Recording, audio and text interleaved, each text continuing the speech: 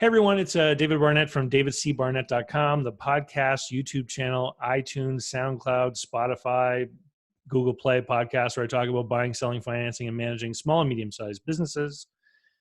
Today, we're going to be talking a little bit about mindset, attitude, things that you should and shouldn't eat, how to get to Colombia, and we're going to be talking about it with Harrison Hunter Reid. How are you doing today, Harrison? I'm doing wonderful, and it is such a pleasure to be here. It's been such a pleasure to, speak with you. Well, Before thank this. you.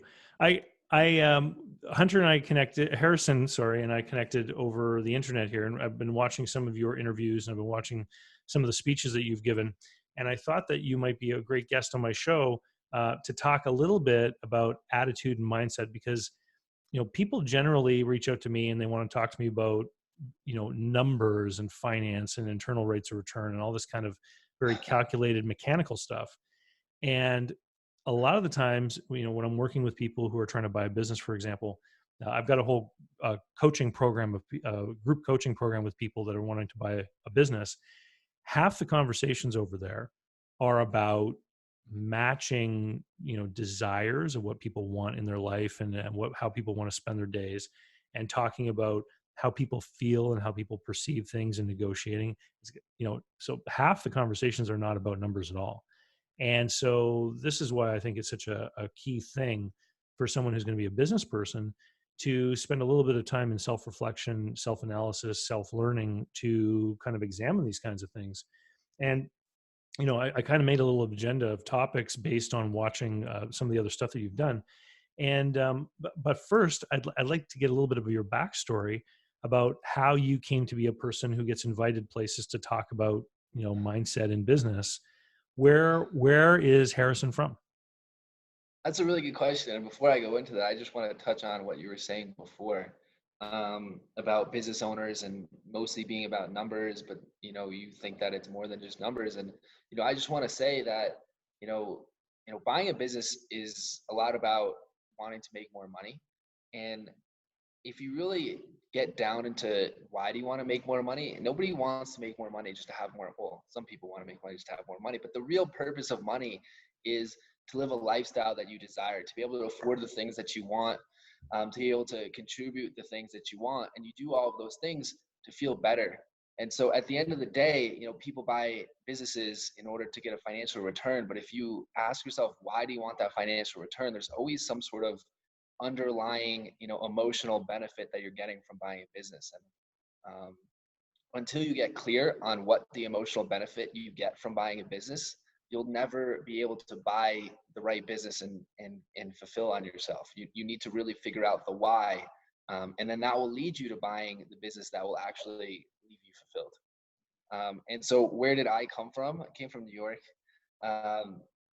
That's a really good question. I think Like the I city, think like New York City, like the big city? no, Oh. like the suburbs, a little bit north of New York. Some people like to call us upstate, even though I could walk to the city. Okay. Yeah, but about my background, I had an interesting childhood, and we spoke about this before the podcast. I grew up in a really great household. My parents weren't poor; they had money. I had a really good role model as a father. He would work, really hard.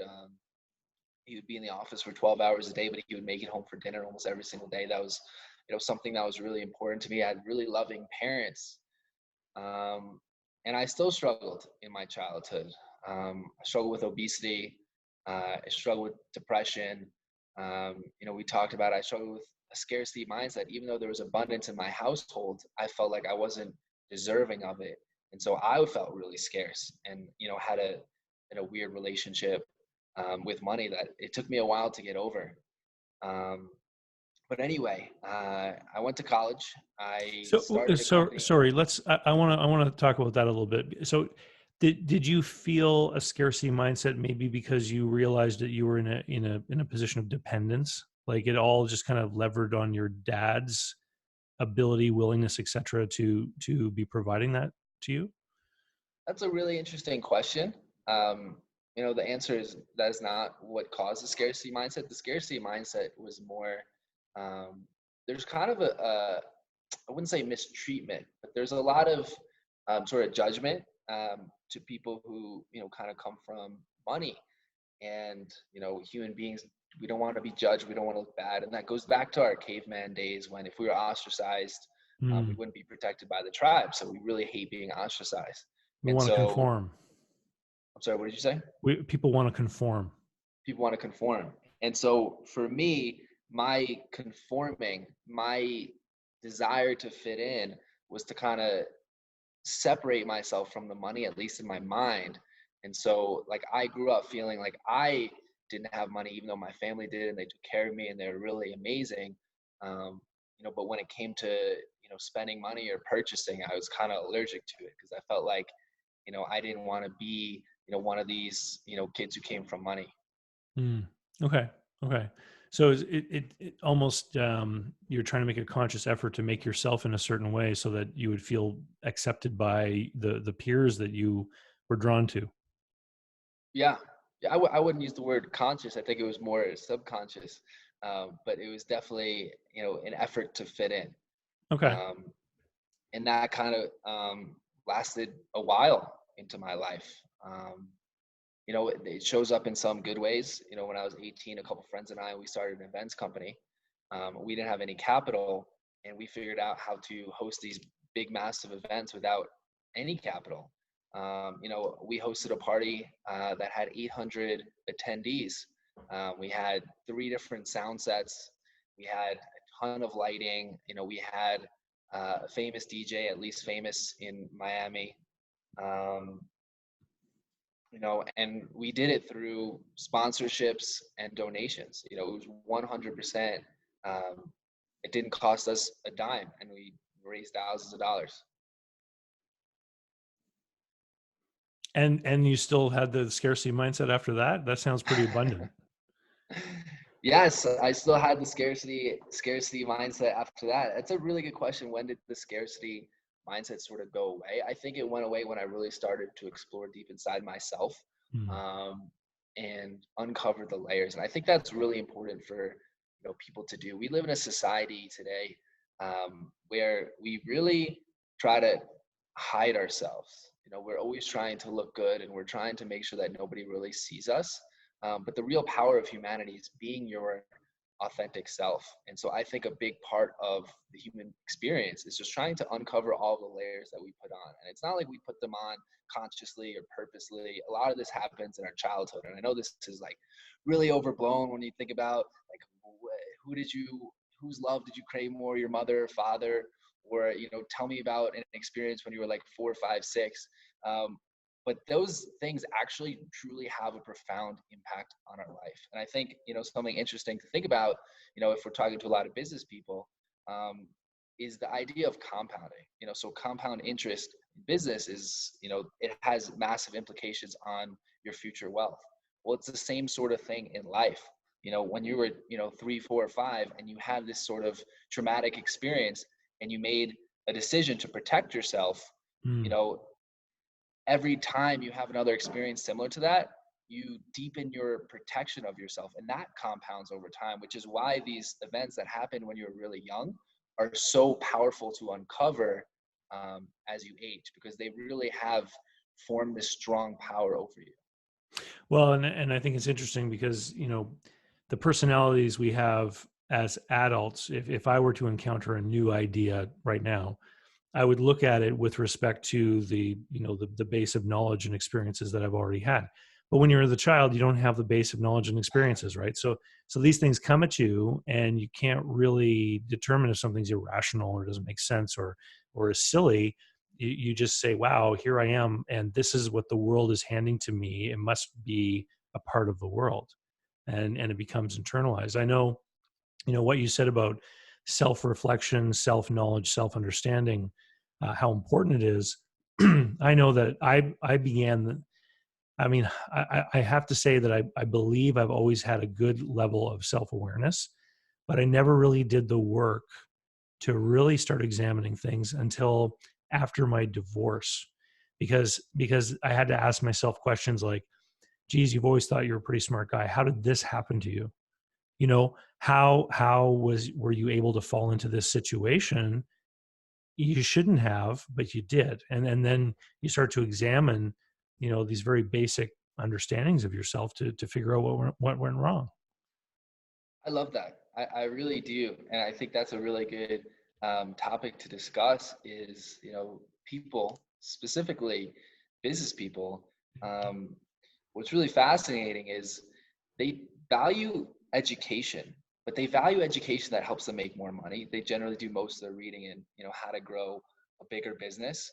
Mm, But we really should look at all aspects of our life in the same sort of lens, right? If you want to be happy, happiness doesn't just happen overnight. If you want to be happy, you should learn how to be happy. There are strategies that people teach how to be happy. If you want to have an amazing relationship, it's work. Like you have to understand, how to make your partner happy, and how to be your best self in the relationship, and how to build a relationship together. Um, any sort of thing that you desire in life, we feel if it's business, oh, we need to go to school and we need to learn how to grow a better business. But if it's anything else in life, we're just like, oh, that could just happen if we wish for it. And that's something that um, is I think had a negative connotation for a long time, with like, calling it self-help and mm, like sort of making fun of these people. But it's, if you really want to live the best life, which everyone wants to live a great life, that's sort of the whole purpose of it. And we talked about it before, right? Why do you buy a business? Because it gives you some sort of emotional benefit.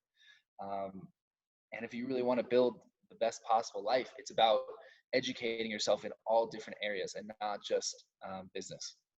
So when we're moving about in the world and we're talking to people and we're having these interactions and things, one of the things that really resonates with me, and I know it's important to you because I heard you talk about it in one of the speeches that I watched on the internet, is just about the people that are immediately around you. I mean, we know that there's that famous Jim Rohn quote that you're the average of the five people you spend the most time with. But I think this is really critical because if you are, you know, saying things or talking about things and you're constantly being pulled back, and you talk about your experience when you were young, when you had that scarcity mindset because you were trying to fit in with other people. I'm sure your interactions with those people just kept reinforcing those ideas.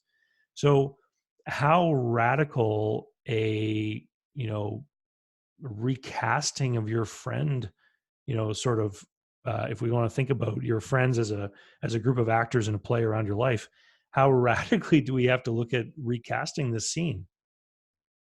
Okay, that's yes. Okay, yeah, really powerful question. I'd like to touch on proximity for a little bit first. So everyone has two brains, and if you're into personal development, you definitely know this. If you're not into personal development, you may or may not know this. There's the conscious brain, and there's the subconscious brain. And the conscious brain is your thoughts and your desires and what you want to do, and the subconscious brain is basically your programming. And Mm, when life gets difficult, when there are things you want to do that you're not doing, that's because there's some sort of dichotomy between your subconscious brain and your conscious brain. And there are a lot of factors that influence your subconscious brain. But if you really want to have an easy life, and when I say easy, I don't mean not working hard. I mean, I work all day long because my subconscious tells me to work all day long. And when you're aligned with your subconscious, not only are things that you want to create easy, it's really fun. And so if you want to have an easy and fun life, you really have to look at the factors that influence your subconscious. And there's several ones. You could hypnotize yourself.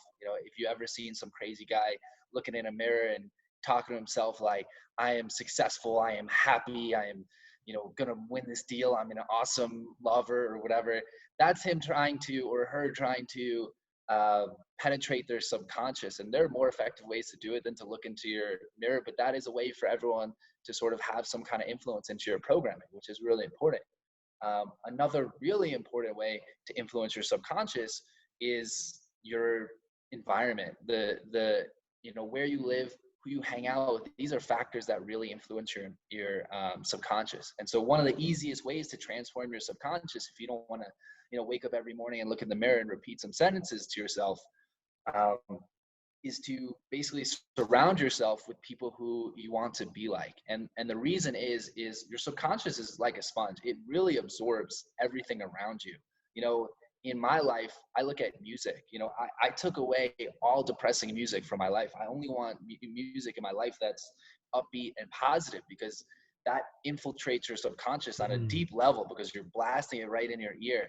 The TV shows and the movies you watch, if you watch a show where, the main character is always messing up, you may start to mess up in your life. But if you watch a show, one of my favorite shows is Limitless. It's a guy who, takes his pill, and then he's like the smartest person in the world. It doesn't make me want to do drugs, but it really um, helps shape the way I think, because I start thinking like this guy who's the smartest guy in the world, just because he's influencing my subconscious. And then people. So, the best way you could possibly influence your subconscious is to surround yourself with people that you want to be like. Yeah. And this might be hard to hear, um, but that also means to make sure you're not surrounding yourself with people you don't want to be like. And for some time, when I was running my first business, I was really successful really early on. Um, but I was living with, some good friends of mine, and they're still good friends to this day. If you limit time with people in your life, that doesn't make them not your friend. It's just protecting your subconscious. And so, the friends that I would live with, they were more into, hanging out, watching TV. Um, they weren't really career focused in the way I was. And if they were career focused, they may have had a sort of a limited mindset into, how your career could go.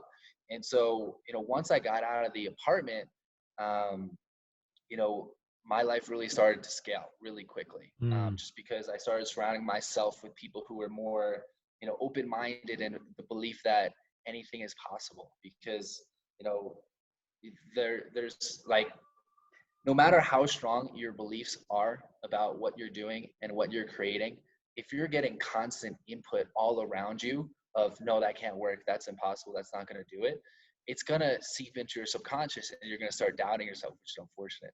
So when you start surrounding yourself with people who, they're not just they're not just saying yes, like, yes, you could do anything, but they're understanding the vision, and they're seeing ways it could work and not work, and sort of pushing you in the direction of it working, you become a lot more stronger in your beliefs. And at the end of the day, business is a very highly psychological game. You know, Mm. everybody in this world has million dollar ideas, billion-dollar ideas, and the difference between people who create billion-dollar businesses and people who don't are the ones who believe in the idea and actually execute on it. And execution is difficult, unless you have the psychological belief that it's going to work, and then it's much easier to execute.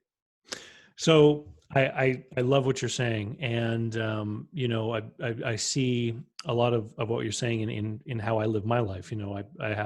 I use affirmations. I consciously try to program my subconscious to lead myself forward with my own goals. And I've talked before on the show about how I literally track goals the way they teach grade 2 students how to read, with little gold stars as you progress, right? Because it again, it gets back to that childhood formation of what motivates you and what makes you want to do stuff, right?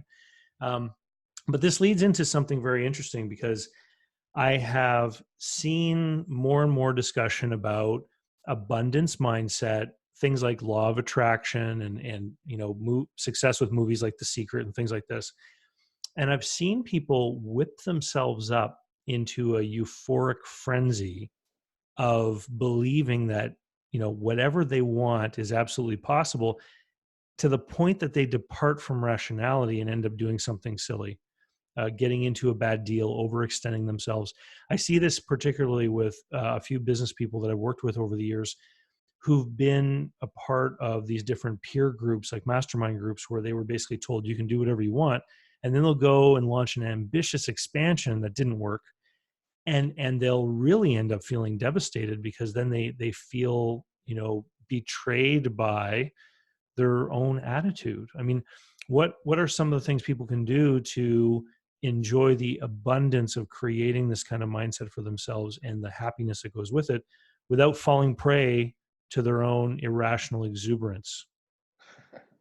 There's some words you didn't expect to hear today. No, that's a, it's a really loaded question. It's very complicated. A lot of that is on case by case basis. And I may say something right now that you might not agree with, Hmm. um, but in the case of someone who may overextend themselves and maybe fail in their business, if they can continue to keep that mindset, we all have failures, big and small, and it's about persistence. And so, even if they make a move that they fully believe in and it doesn't work out, um, if they can keep that mindset, they can rebuild and they can build a new Mm. business. Or it's the thing about it is, the bigger the fail, the bigger the learning experience, and the bigger the next successes. Well, I appreciate that. I mean, part of that is my own story. Actually, is Right. having things not work out and then building a new business upon what was learned in the old one. Um, so okay, so to tie this all back together, you started in New York City.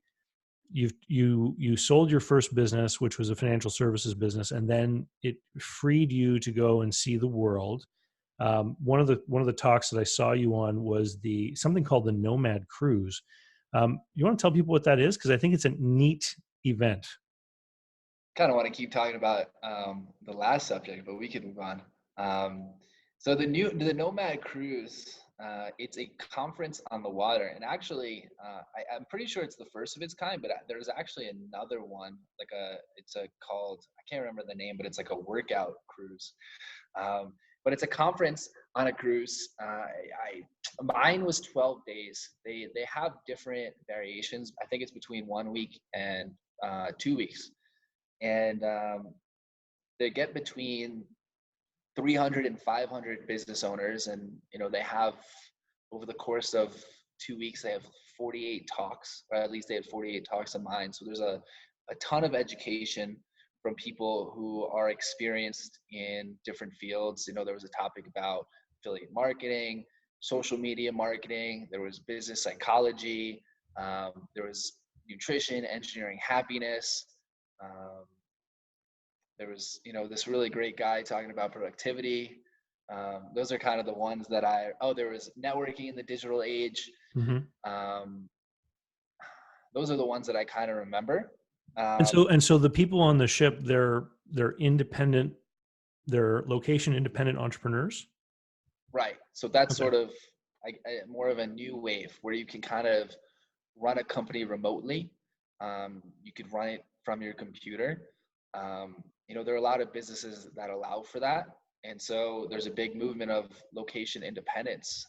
One thing is, I know your audience is people who are buying businesses, but people who are starting companies, um, when you don't have an income and all your money is going into a company, uh, a lot of people move into their parents' basement and they buy ramen noodles and they survive off that. Well, another option is to move to a country where the cost of living is, Mm. 1/5 the cost of the US. And then you could have your own apartment and you could have, nice meals, and you're kind of living on the same sort of budget that you would be in your parents' basement. Um, As long as you but don't have to physically be at some place to do the business, right? This is right, as the long as you nice don't thing physically about the internet. Right. And I can't really think of examples right now. I mean, I have a food company and I don't really have to be there. I mean, I'm in and out of the US every other month. I have to go to my manufacturing to check up with them and making sure that everything's working. Sometimes I do have to meet with investors face to face, but in general, I do most of my meetings over Zoom, and I do my managing over email and sometimes Zoom when I need it.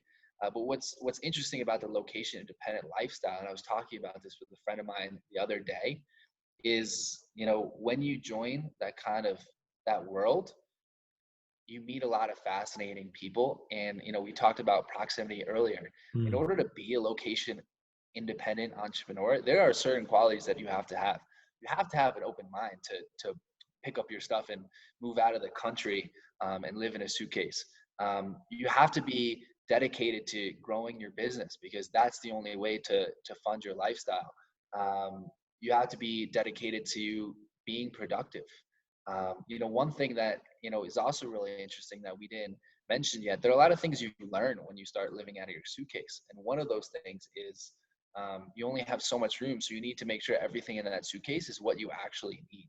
And so you're always Mhm. trying to figure out, what can I get rid of? What do I not need? What is redundant? And that sort of plays into your life. And you start looking at your friend group and your proximity. And it's like, who do I need to not spend as much time with, not cut out of my life or hate them. You can still text with them and message with them and make sure that they know that you love them.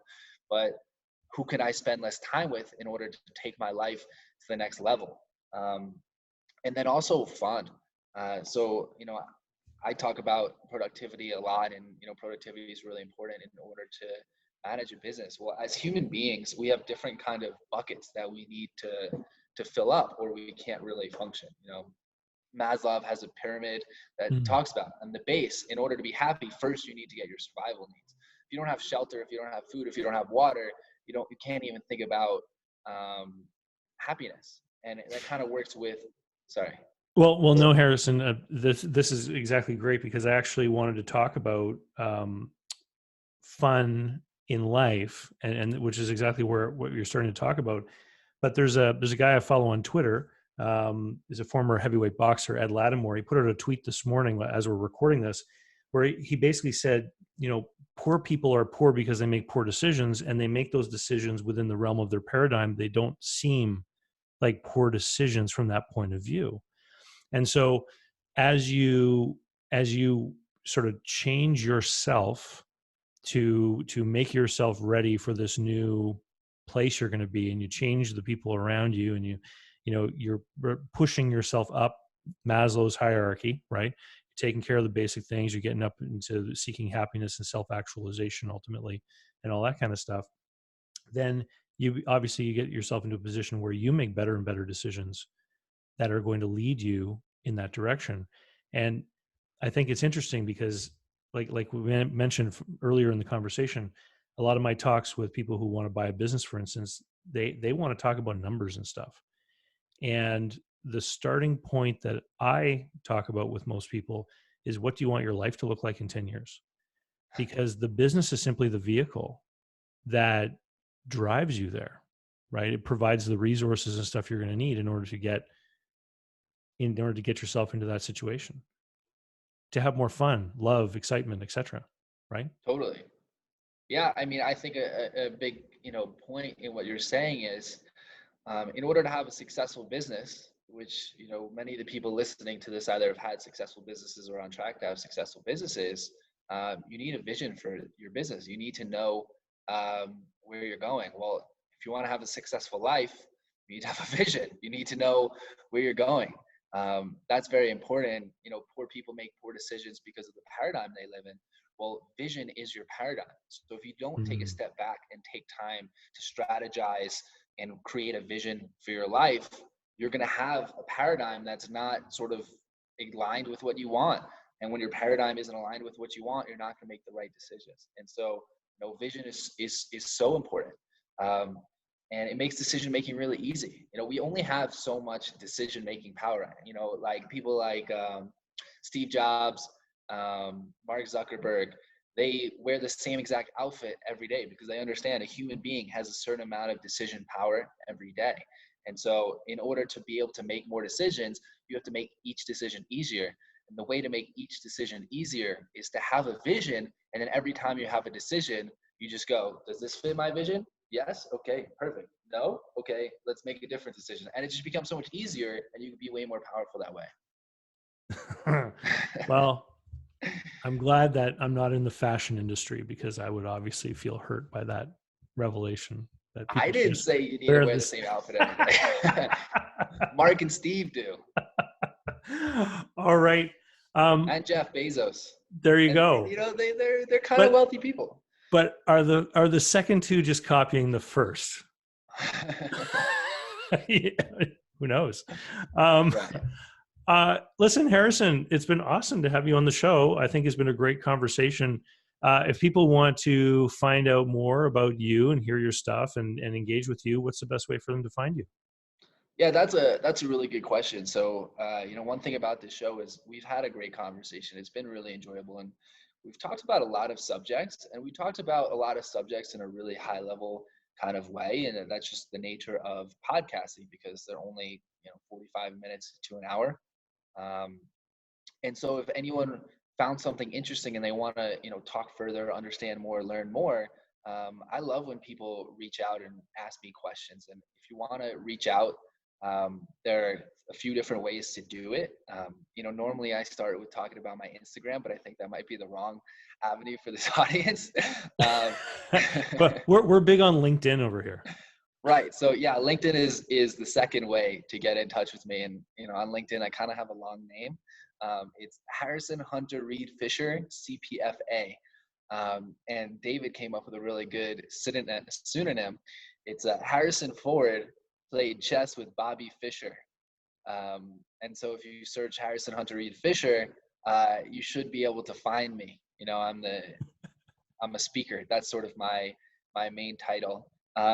If you want to get in touch another way, we didn't really talk about sort of what I'm doing, what I'm bringing in this world, but Okay. I do have a food company. We're launching next month, and we're making health foods that taste like junk food. So, you know, um, a big theme in this world is obesity, and it's bigger than it has ever been. And it's really difficult for a lot of people because um, you know food is really addicting these days. And Mm. when I speak to people who struggle with weight issues, which I did in my childhood, I have people in my family, I have a lot of people in my life who have, the general consensus is they know eating healthy is important, and they generally eat healthy most of the time. um, it's those times of emotional distress when you're buying a business and it's like really overwhelming or stressful and things aren't going right, and you're like, I just need some relief. And you go and you grab a bag of these highly processed, chemically filled junk foods. And like, it makes you feel good in the moment, but a couple hours later, you're feeling even more stressed and overwhelmed, and it creates this sort of vicious downward cycle. And so, what we're creating is something that will, help you in times of emotional distress when you're stressed, overwhelmed, depressed, upset, angry, any sort of negative emotion that you want some relief from. You're going to get that same sort of relief from what we're creating, but it's going to help you feel better. And when you feel better, you're, we talked about this earlier. When you eat better, you feel better, you think better, you're better able to make Mm. decisions, and you're better able to run your business. So we're creating a food for business owners to run their business more effectively. And you could learn more about that at kula.com. It's another name that needs a pseudonym, um, but to spell it, it's KOOHLAH.com. And so, what I like to say, it's K, and then it's the letter oo, like ooh, OOH, then it's L and the letter AH.com. And if you sign up for our newsletter, you'll get emails about nutrition related content, and you'll get emails about our launch, so you can get that tasty junk food into your life and start feeling better and having more control of your business. That's awesome. You know what? After that is fully up and running, we'll have to have you back on to talk about the mechanics of getting a consumer product business up and running and get the distribution and getting the retail space and all that kind of stuff, because it's it can be very difficult for a newcomer to get into a business where you're competing with the likes of Hostess, Frito-Lay, and people like that. Yes, it's definitely, I have great stories about that. I'm totally enjoying it. And one of those things is staying in my abundance mindset. And all these things I'm trying to do, people tell me left and right are impossible.